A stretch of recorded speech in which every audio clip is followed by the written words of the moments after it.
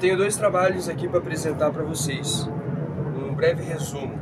O primeiro é sobre o preconceito linguístico, e eu vou apresentar sobre um dos mitos do preconceito linguístico, que é sobre o certo é se falar assim, porque se escreve assim.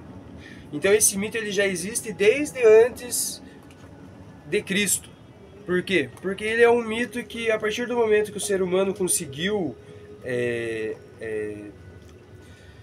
simbolizar, né, a questão das palavras, que a gente, do nosso falar através da escrita, era se estudado até o século XX agora a questão da escrita formal. Mas só a partir do século XX, do final do século XX, que começou a ser estudado a ciência linguística, a forma que é falado, a forma natural. Então você vê, demorou quanto tempo para a gente chegar nessa ciência, na questão da ciência linguística.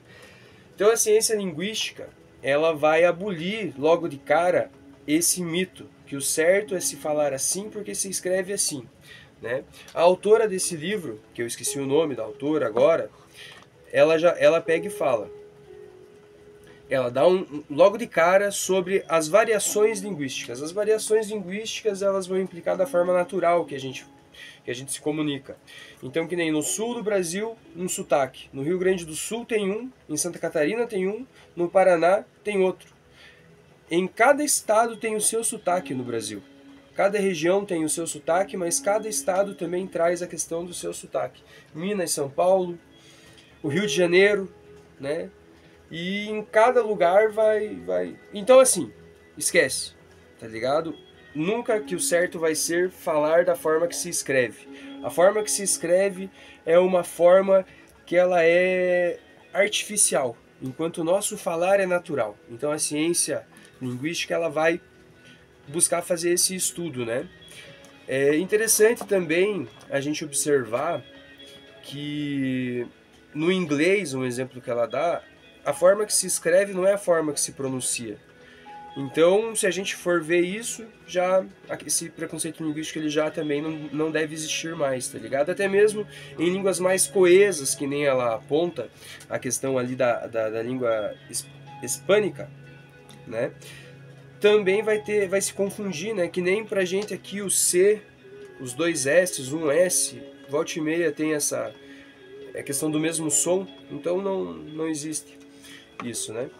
E para finalizar aqui, vou dar um exemplo de você ler a palavra socorro e você falar a palavra socorro. Você não vai conseguir passar o que você quer passar através da escrita, porque a forma falada ela é muito mais natural do que a forma escrita. A forma escrita ela tenta replicar esse meu pedido de socorro, por exemplo, mas a forma escrita vai precisar talvez de mais contexto, de mais sinais, de mais ênfase para conseguir fazer um pouco melhor a função do que eu pegar e falar socorro, tá ligado?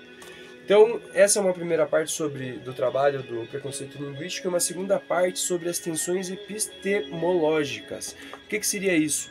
É a tensão de como se adquire conhecimento, tá ligado? Então, essa tensão entre história e memória é uma disputa, uma guerra de narrativas, tá? Que vai trazer à tona a construção de narrativas, de pensamentos, de memórias que determinado grupo, que determinado setor político, que determinadas pessoas vão querer, né? É muito instrumentalizada essa questão das memórias, porque as memórias elas são mais afetivas, mais emocionais, elas são mais vulneráveis. Enquanto a história, como fato, você tem que fazer uma pesquisa, uma investigação. Ela é uma ciência. A história ela é uma ciência humana. Então, existe essa briga para conseguir conquistar essas memórias das pessoas, né? E eu trago aqui, ó, um slide aqui sobre o uso da história e o poder da memória, com um bom exemplo é aqui, ó, pessoas na época da ditadura militar elas estão fazendo aqui a pichação, pedindo o fim da ditadura. Enquanto aqui nós vemos o Bolsonaro ao lado de uma faixa dizendo parabéns militares 31 de março de 64. Graças a vocês o Brasil não é Cuba. Dizendo que eles são como salvadores, né, que tiraram o Brasil dessa questão, né. Então, aqui tem também, né, o Estado de São Paulo foi um dos jornais apoiadores, né. Os jornais, eles têm usos... É um uso público de memória. Ele constrói memórias. O jornal é um construtor de memórias. Então, você veja, eu não posso pegar e construir a minha memória a partir daqui apenas, mas muitas pessoas fazem. Porque aí sim estão sendo instrumentalizados e estão sendo manipulados. Existe que ser feita uma história da população, como vivia, o que aconteceu de fato, né? Porque se for pela Folha de São Paulo, por exemplo, o que aconteceu, aqui se você conseguir, São Paulo parou ontem para defender o regime. Então eles chamavam o golpe de revolução, né? Então para alguns foi golpe e para uma minoria, porque a elite, uma elite que controlava essas mídias sociais, eu posso trazer o exemplo da própria Globo, que se retratou e pediu desculpa pelo posicionamento pró-ditadura e entendeu o que fez de errado, tá ligado? Por exemplo.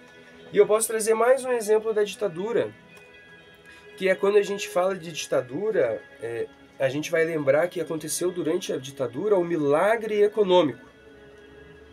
Então a gente tem essa memória.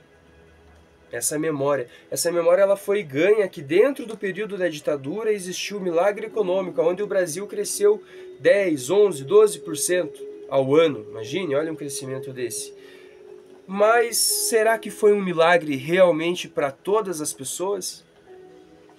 O governo da ditadura militar foi um dos que teve uma maior contradição econômica, uma maior desigualdade social. Teve um aumento nesse quesito durante a ditadura. Tudo bem que o Brasil já vinha de uma desigualdade que, meu Deus, né? Meu Deus do céu, né? O fim da abolição, como é que foi, né? O fim da escravatura. Então, mas assim, vinha-se numa melhora e quando eles perceberam que a esquerda estava para tomar o poder, eles tomaram a força, mas uma elite muito pequena que controlava esses 11% de crescimento a mais do Brasil. Então, eu te questiono se essa memória, ela é uma memória saudável ou não. E ao mesmo tempo, quando a gente encontra jornais dizendo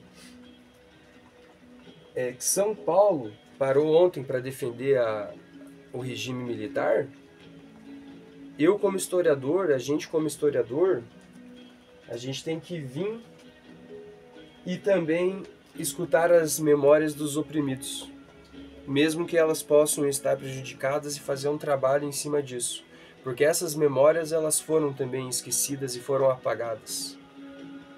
Então, para você ver, né, essa questão das memórias, como ela é importante e as tensões que elas que vivem realmente de fato com a história.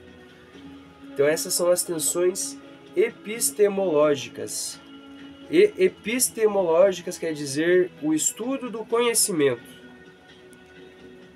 É isso. Um abraço a todos e obrigado.